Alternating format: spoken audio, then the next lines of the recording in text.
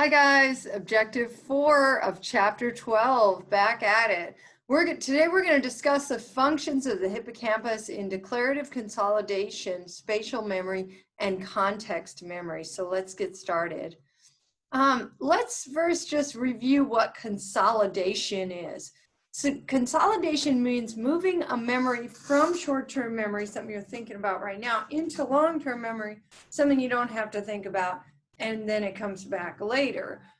So we normally think of sensory memory as sort of the first stage of memory, and that's just sensing things. And then short-term memory is thinking about it. And then long-term memory might last days, months, years. You don't have to think about it all the time in order to have a long-term memory. So consolidation means kind of laying down the foundations for that long-term memory, moving it from short-term to long-term. So there appears to be, the consolidation appears to require the hippocampus in many cases. And we learned this initially from a guy named Henry Moriarty. And he was a patient who had very bad seizures, and they removed his hippocampus on both sides of his brain in an effort to reduce the seizures. His short-term memory was fine. He could, for example, read the newspaper, and he loved to read the newspaper, and he could have a conversation with you, and that would be fine. But he did have amnesia.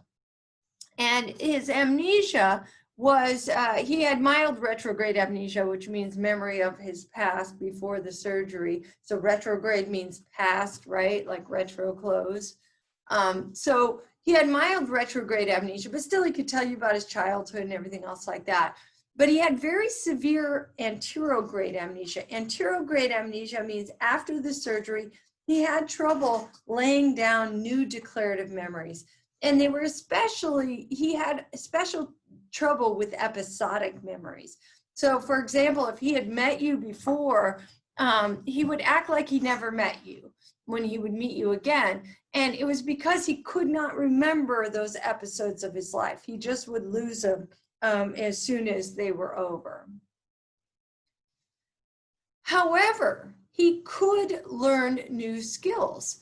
And so he was able to have some consolidation of memories, but it was only procedural memory. For example, he learned to play some video games and stuff like that.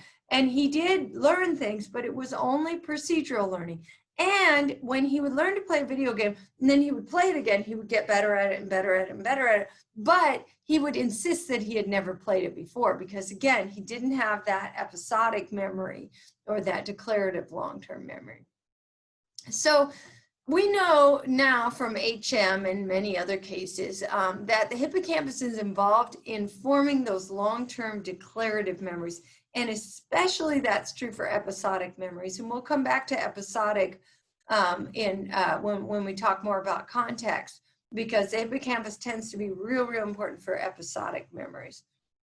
Procedural memories, things like riding a bike or playing a video game and everything, probably rely on other brain areas, and particularly what we talked about with the cerebellum. Okay, another function of the hippocampus is in spatial memories. So there are, in a rat's hippocampus, there are certain cells that will react. For example, let's say the rat is in a maze or in a cage or something like that. There are cells that light up or react when the rat goes to particular places in the maze. So it's as if the rat had sort of learned the layout of the maze in his brain. There's certain a cell that's, lights up when the rat goes here, another one that lights up when the rat goes here. So again, this spatial memory is a memory of a place or a space. It turns out that taxi drivers who are very good at memory, or at least they used to be before GPS, they used to have really good layouts of the city. And probably that's still true if you're a taxi driver in New York or Chicago or something like that. When they were asked for directions, their hippocampuses would become very active. They also tend to have bigger hippocampuses from just all of that spatial learning. They really enhanced the size of it. We see the same kind of thing in birds that cache food for the winter. So they'll hide a piece of food somewhere in a tree trunk or something like that, and then they come back and get it later. Though the birds that do that have a larger hippocampus. We can test the spatial memory in rats using the radial arm maze. Let me just show you that real quick. It's a maze that just has different arms there, and at the end of one of the arms is a piece of food. So the rat will quickly learn what end, which arm to go down to get that piece of food. Well, rats with hippocampal damage will just keep entering the same arm twice.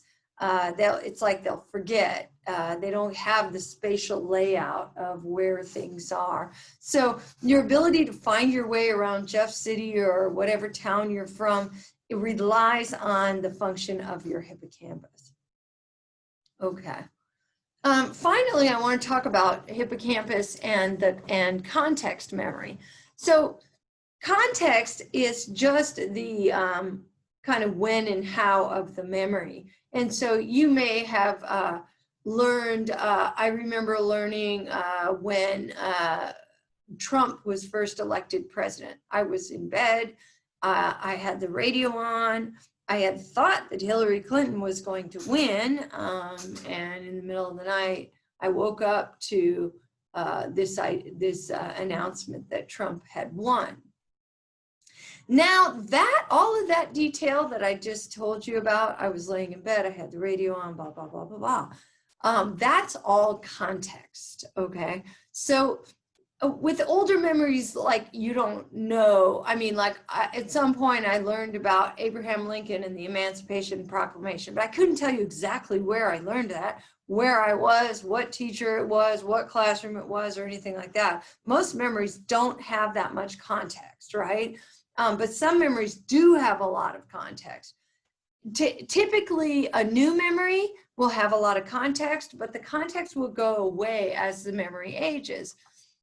And of course, then there are certain flashbulb memories that have a lot of context, ones that are full of emotion, which is probably the Trump one, because it was emotional, let me tell you. Not in a good way either. For me, I don't know how you feel. Anyway. When people remember new memories and other older episodic memories, the hippocampus is in fact very active. And so we do see the activity there, probably because those memories have a lot of context. But it may be that what happens with consolidation is the memory is actually sort of moved to the cortex. So the cortex is handling more of those older memories that don't have the all that context. Okay, so let's just review some of the brain areas that we've talked about so far. We talked about short-term memory with the prefrontal cortex. Remember the monkeys choosing the doors. We talked about long-term memory with the cerebellum and basal ganglia. These are movement areas. And we talked about that eye blink and also the weather task with the basal ganglia being more complex kinds of movement-related memories or procedural memories. The hippocampus, then, we also talked about being important for declarative memory consolidation, moving from short-term to long-term memory, and especially with those episodic memories. And that, again, relates to the idea that the hippocampus carries a lot of context or is involved in the context of the memories. It's also involved in spatial memories, learning the layouts of the land, learning the map of the place where you are. Okay, I want to hit one more objective before we end this video. I want to talk a little bit about how emotion affects memory. Emotion and memory is partially dependent on the stress response system. So it's that HPA axis that we talked about in the last chapter, the hypothalamus pituitary adrenal axis, that is going to result in the release of a hormone called cortisol. So emotional memory is a memory of an accident, or a memory of when you found out you were pregnant, or a memory of, something big happening in your life. Those kinds of memories are very quick to consolidate. They become long-term memories very fast. And it may be that what's happening there, we guess that what's happening there is that the cortisol involved in the stress response when the event is happening, actually it stimulates the hippocampus. And the hippocampus, remember, is involved in laying down those memories. And so it can happen very quickly. We also note that people who have a very strong stress response will tend to damage the hippocampus, and especially a chronic stress response. And we talked about that in the last chapter. So cortisol is not particularly good for the hippocampus, but it does help to strengthen memories. Okay, next time we'll hit Korsakoff's and Alzheimer's syndrome. Have a great day.